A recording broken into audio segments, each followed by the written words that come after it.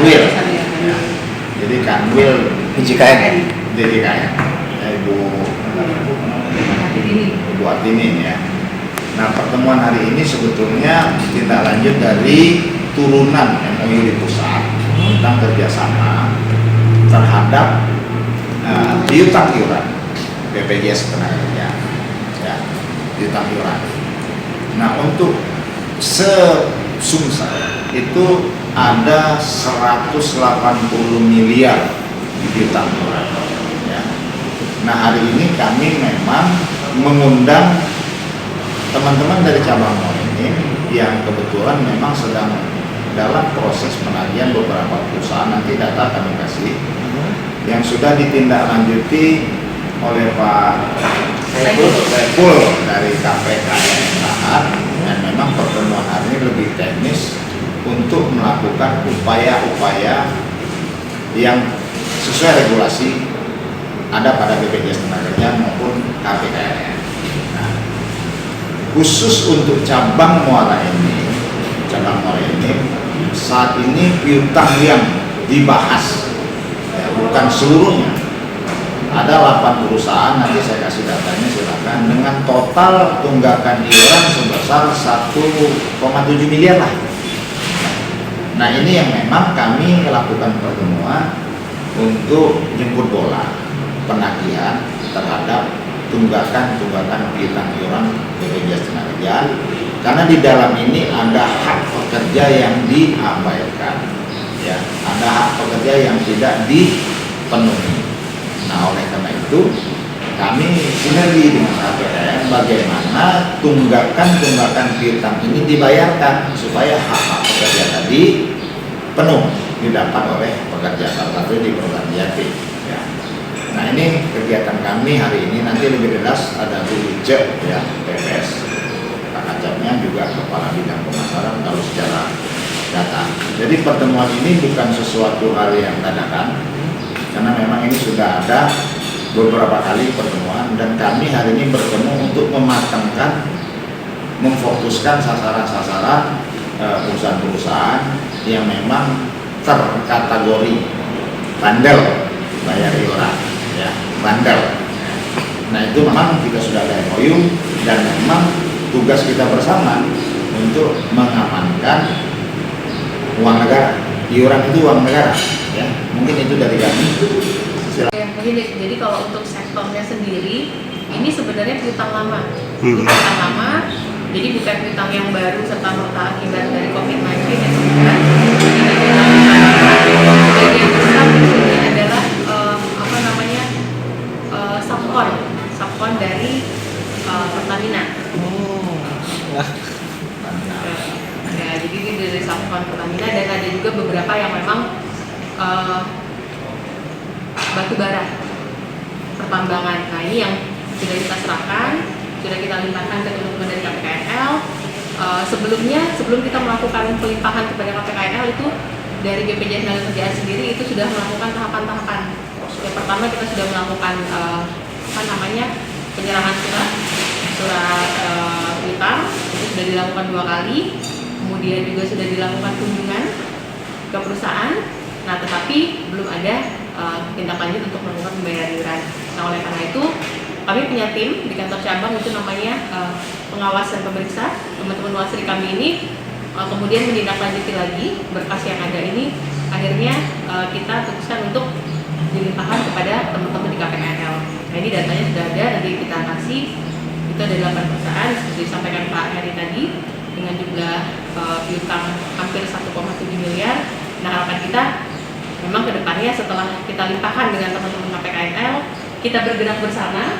Jadi kita sama-sama melakukan penagihan piutang ini, mudah-mudahan bisa segera diselesaikan oleh perusahaan. Ya, 44 miliar di cabang Muara Enim, bukan keseluruhan, tapi yang kita bahas piutang yang di cabang Muara Enim itu ada 44 miliar saat ini ya, bukan secara keseluruhan, tapi yang hari ini sedang kita bahas untuk ditindaklanjuti sesuai mekanisme dan ketentuan yang ada pada BPJS maupun KPKLN. Ya. Salah satunya dari 18 tadi, ya, satu perusahaan itu sudah mulai mengangsur, baru satu, berarti tinggal 17. Nah nanti setelah akan kita rilis juga di koran daftar perusahaannya mungkin di situ pemilik perusahaan juga sadar ya. Nanti kita rilis tuh jumlah nama-nama perusahaannya dengan total iuran yang tunggakan dari akumulasi ya. Nah, jadi memang ini kita lakukan dalam upaya kepatuhan terhadap pelaku-pelaku usaha untuk membayarkan hak-hak pekerja atau hak-hak karyawannya yang memang dipekerjakan di tempatnya bekerja, karena memang mereka punya hak normatif sebagai tenaga kerja. Ya kalau dia meninggal, kalau dia kecelakaan, tabungan hari tuanya, gitu kan. Nah ini kan nunggak semua. Kalau nunggak dia meninggal, ya gimana mau dibayarkan kan gitu kecelakaannya. Yang pasti di HT-nya tabungannya. Nah ini dalam rangka bukan law enforcement ya, tapi kepatuhan terhadap pelaku usaha untuk melakukan kewajibannya dalam program BPJS Tenaga Itu intinya. Nah kalau ditanya kenapa ngajak KPKLN, ya karena KPKLN itu punya kewenangan dan punya dasar hukum untuk melakukan tindakan konkret tadi seperti paksa badan, cekal. Nah kita BPJS nggak punya itu, makanya kita rangkul KPKLN juga dengan kejaksaan, polisian dan lain-lain. Dalam rangka apa? Supaya bantu penurun. Manusia ini kan kalau udah dipaksa udah kalah nurut. Nah kayak gitulah kira-kira perusahaan tadi. Proses pengurusan piutang negara di KPKNL dimulai dari visum penerimaan piutang, kemudian surat penerimaan piutang negara, kemudian kami bisa panggilan sampai dengan 2 kali.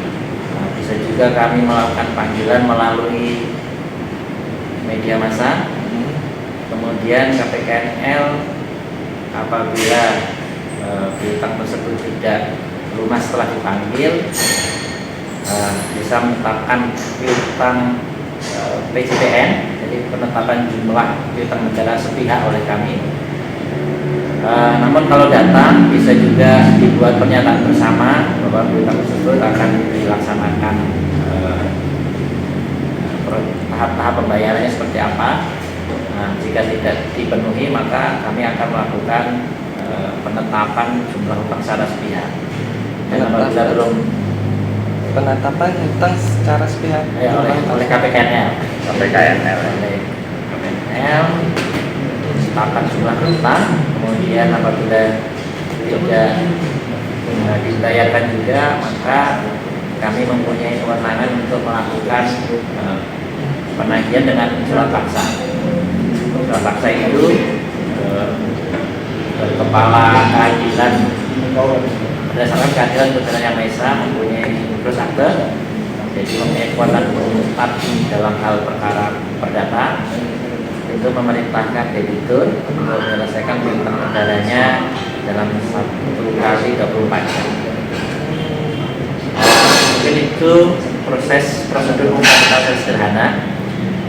Namun setelah kasusnya itu misalkan besar, jumlah piutang di atas 1 miliar, KPKNL juga mempunyai kewenangan untuk melakukan pencekalan, pembagian luar negeri, pencegahan luar negeri, kemudian melaksanakan paksa badan atau casing.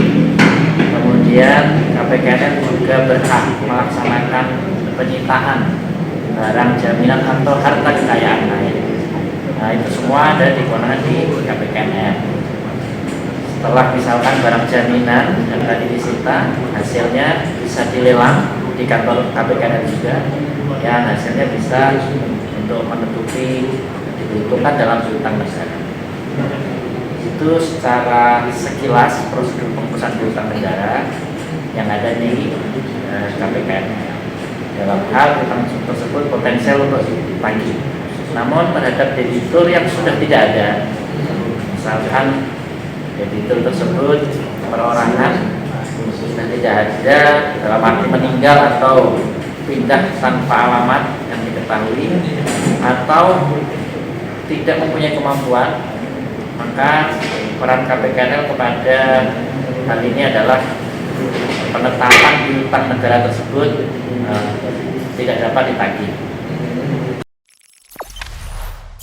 Jangan lupa subscribe, share, komen, dan like ya.